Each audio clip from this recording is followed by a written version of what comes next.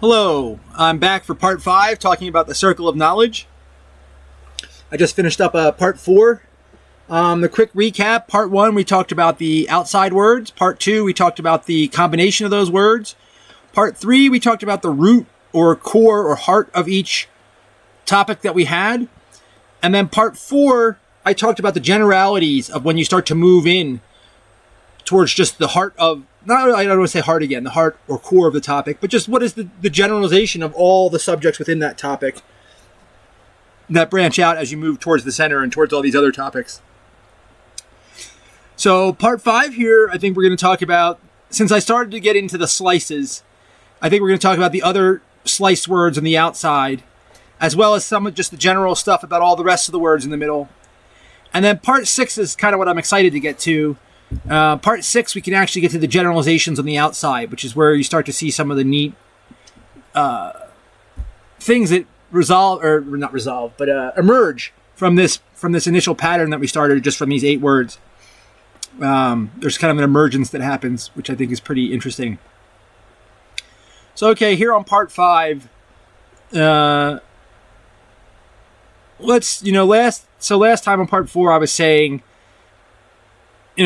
physics is like Earth and space science, and here's the space slice, this slice of the pie here, if you will, and here is the Earth slice, and here, if you think about it in terms of physics.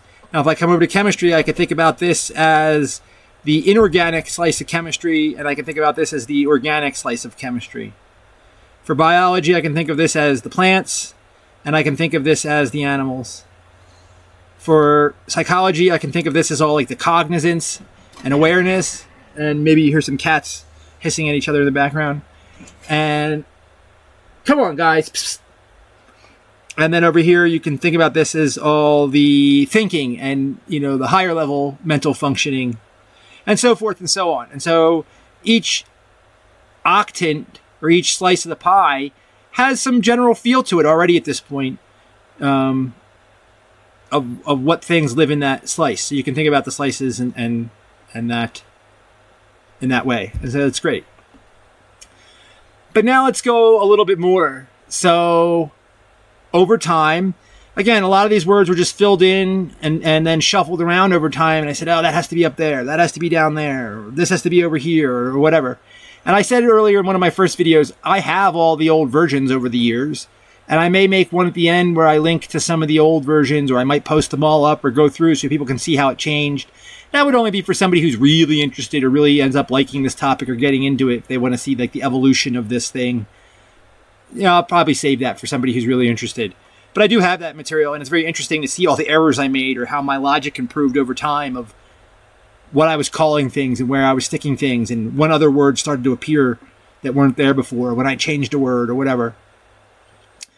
But one of the things that started happening was not just that I realized there was these generalities starting to appear with like space and Earth or the 8 pie pieces.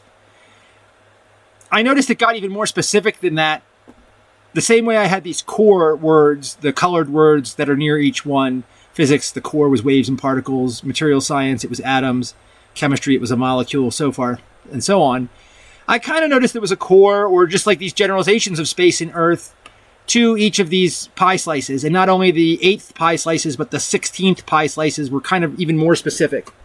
And so over time, I developed those 16 words that are kind of, and I thought it was better at that point to put it on the outside so that it, like, yes, space and Earth is in here, but it gets lost in all these words if you don't know to look for it, or I thought it would help just showing people the generalization. And so I developed these generalization words that I realized really captured that 16th of a pie slice of the circle. So I'll go over them real quick, and then maybe I'll transition into some of this outside stuff, and then just talk about some of the topics in general. And then the next video we'll go on to the outside generalizations and some more of the neat alchemical aspects of this thing that start to occur, and the overlaying and the colors and that stuff. So here you'll see that, okay, in physics, this is the space part and this is the Earth part. But even more specifically, the topics in this little slice here really have to do with space. And I mean, maybe not all of them exactly, like statistical mechanics. You could say, well, that's not really about space per se. But in general, this is the space slice. If this whole part was space from like space and Earth, it's not as much over here towards language and math. This is the actual space slice here. And you'll see things like nuclear and atomic, but optics, astronomy, nanotech, macrotech, architecture, and,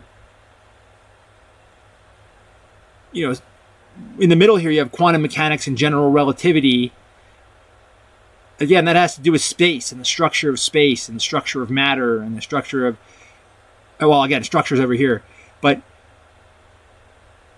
so, well, I guess you start to say, what's the difference between structure and space? And, you know, but the structure is like the framework. Now you're getting into what's the geometry of space, or what's the calculus and topology. What's the actual structure of it?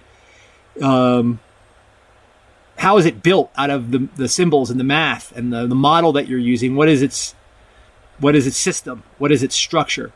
So in this eighth here, where yes, you can, from physics, it's all space, you can even go further and notice that these things over here are more about structure, geometry, calculus, topology. And then as you get towards here, you get towards space. And quantum mechanics is more about the structure, where general relativity is more about the space. You know, that kind of things. So, okay, so you got structure and space.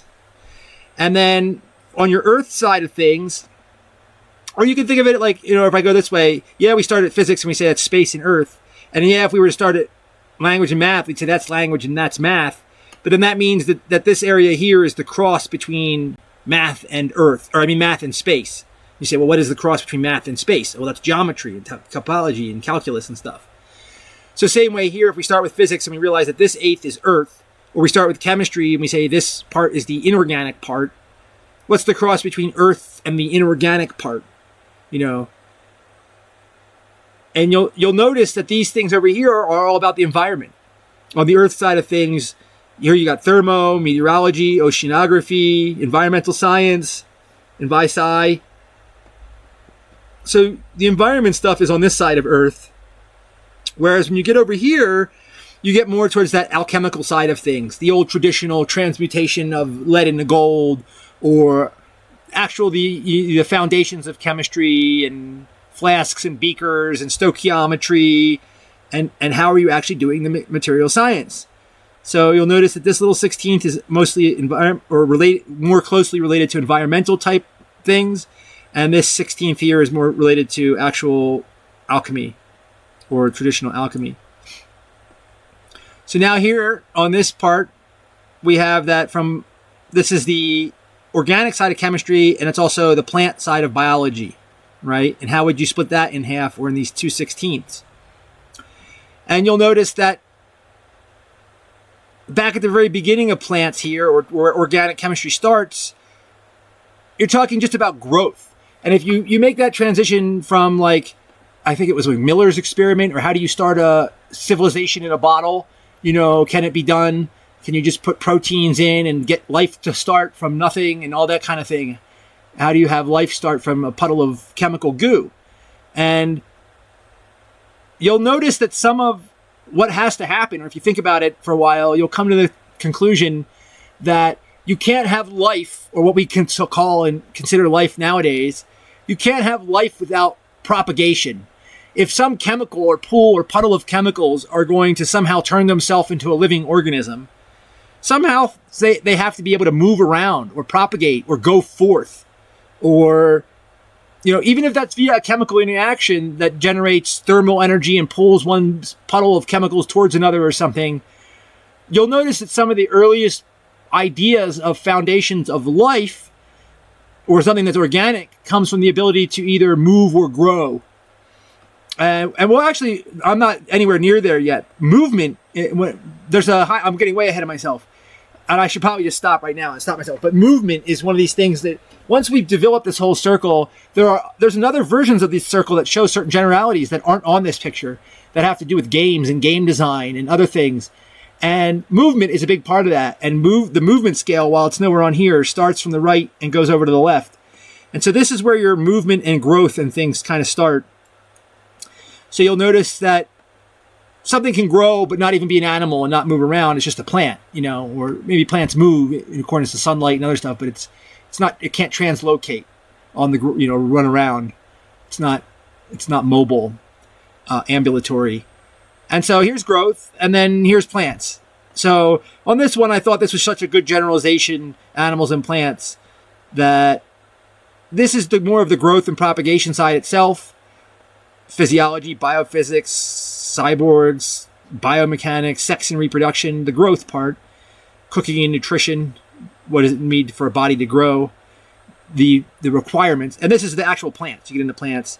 And I'm not going to take too much time on this because it just goes right into animals.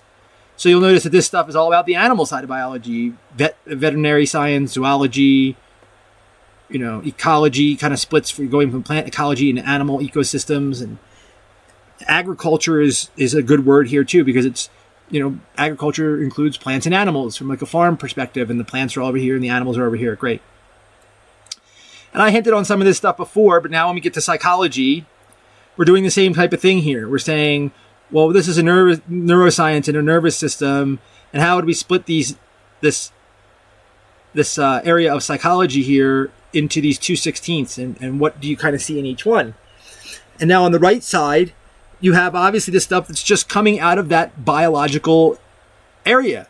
How does consciousness and awareness and cognizance, how does that emerge out of an electrical chemical substrate of your nervous system? And, what is consciousness? We're not even to thoughts and higher order philosophies and your personality and all that stuff. We're just saying this stuff here is, you're just getting the roots that's breaking from biology into psychology, and you're saying this is all the consciousness stuff, emotions and instincts. I said before, it's more rooted in your instincts. Just react on your biology. If something's coming towards your face, you scrunch your eyes. You don't have to think about it. Your body, the biology does it for you. It's programmed in, hardwired. It's the hardware. It's not the software. Like on this side of things.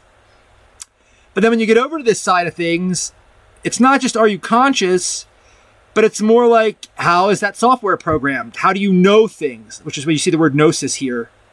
And,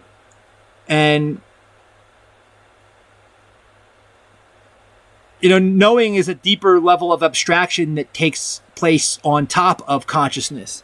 Knowing is some kind of reflective consciousness that is self-aware of something or of a pattern compared to some other pattern and things like that. So you've developed from your consciousness to your personality here, kind of in the middle. But this is knowing. How do you think? How do you reason? How do you start to get into learning and conditioning? And well, again, I keep saying conditioning over here. I said that in the other video because conditioning used to be over here, and I realized it was slightly over here as you go from emotion, instinct, conditioning, then thinking and reasoning, and then like higher level functioning. So that's just me fall back to one of my previous versions of the circle. But it still is in this direction. And the idea is that this is your gnosis and your how do you know, or how do you learn and think and calculate on and reason on this side of psychology. And then now that leads to these two over here for sociology. And how do we split sociology? Well, on the psychological side, all that learning and knowing and education and philosophy, it leads to your more nuanced, what I call perspective. If you could say their theology, their occultism, their spirituality, what do they believe? What religion do they follow or don't follow? What schools of thought have led to their, not just their thinking, but now their take on it, their opinion. You're becoming more subjective and kind of what's their perspective on things, their take on it, not necessarily the absolute right or wrong, but their viewpoint, their vantage. And you could think of like, different religions are different perspectives on things, or different, heritage and geographies have different perspectives on things. So here you start to get into the perspective side of sociology. What perspective does it take? Versus the community side of things. So now we've gone more from like, how do you think, and the thinking side of sociology, what are its beliefs, you might say, to how does it operate? And this is just the community itself, because you've gone from individuals to a small community to a whole group. And in community, you notice you'll start to get things like political science and law. They're not as much as a perspective as they are like an operating system, or how does that community function? They've taken all their perspectives and say, we're codifying this And this is a community of people. This is our laws, and this is our communal belief system, our heritage. And so you start to get into you'll notice these things are more community-based over here. Okay. As you start to get towards business and culture and economics, nations and states, that's all community stuff. Okay, great. So now we're going to split arts and crafts. And as you go up from community into business and economics, you'll notice that these things here are typically associated with affluence, the ability to have wealth and be affluent. That's your business. That's your economics. That's your, your nations and states, diplomacy and war. Now, politics is over here, but as we get to it more of like that side of like, well, who is affluent? Presidents and leaders or things like that. And what does it mean to have wealth? And wealth is connected to business and economics and civics and trades and commerce and your flags and your stamps and your money. And so this is the affluence side of arts and crafts, or if you want to think about that, of groups and of culture. Affluent, these things are all about affluence. But as you get from affluence more towards the arts, you start to get in towards influence. And they're similar. Those two words are very similar in one way. One's more outward and one's more inward. But influence is more like that personal level of like, I'm a social media influencer, or I'm a musician, or I'm an actor, or a sports person, or role models. And you're moving more from that wealth. Now, some of those people who are affluent are influencers, or vice versa. But you're moving more from that social wealth side of things to that personal icon, because we're heading towards iconology and who is an influencer.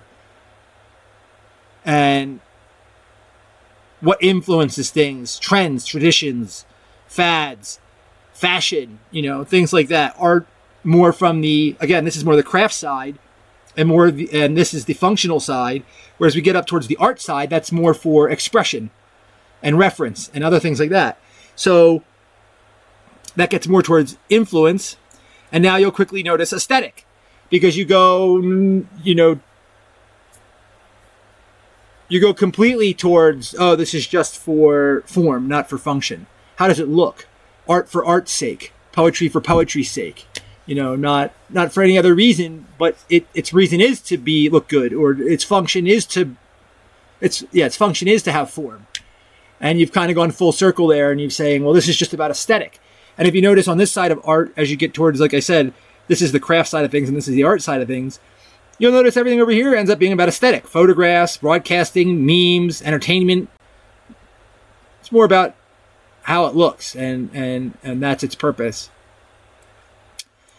And so now as you get more towards symbols and what is the purpose of this art, it's not just for aesthetics, it's for expression and reference. You'll notice that this is a lot of entertainment over here. And things that we do for entertainment, poetry, dance, news, history. Now, again, that gets more towards reference and archiving, but it splits the difference. Gaming, broadcasting, advertisement, entertainment. Again, it's on the middle of these two. But this area is largely entertainment and things that you would do in that realm for fun. Music. Now, there's other reasons to do music. It fills your soul, or drawing. But a lot of this is entertainment, kind of has that entertainment feel over here for this sector. But now you get into art is this eighth here, and as it bumps up against symbols, the pure connection between art and symbols at that point is art for reference's sake. Things like, you'll notice along the middle here, you'll notice things like cartography. How do I make a map? Art to reference something. Hieroglyphics and calligraphy are also right here. And obviously this is more the expression side, entertainment, whereas reference becomes more of that analytical. We're just doing it to distill something into a symbol for information's sake and to pass that on. And how do we make it refer to something else? And so as you get towards symbols, you'll notice that all this 16th here is about reference. Calligraphy, hieroglyphics, printing, journalism, networks. A lot of this stuff is all reference-based. Okay. And then now we're back to language and math. Let me check my time. I want to keep these all under around 20 minutes. This one's getting long again, too. I'm going to finish this up. So here for language and math, you'll see information and back to structure. And not just like a reference or a pointing function here. These things are basic reference. Now you're getting into the not just reference, but all the information that it contains and multiple references and the deeper side of just putting a few little symbols and glyphs on the paper into what does it mean to have information and how do you transfer information through things like communications and logic and set theory and cryptography and computers and things like that. So you notice that this is more information based as we go from just the letters to the words to the sentences. It contains more and more information as we go. And then you're back to the structure side of math, of language and math. This is just about the numbers of it. It's about the very, analysis of what makes something up and the very quantitative aspects of things, but then tying that back into physical space too. So structure is a good word here. And you'll notice that things here, geometry, calculus, topology, are all kind of about structure.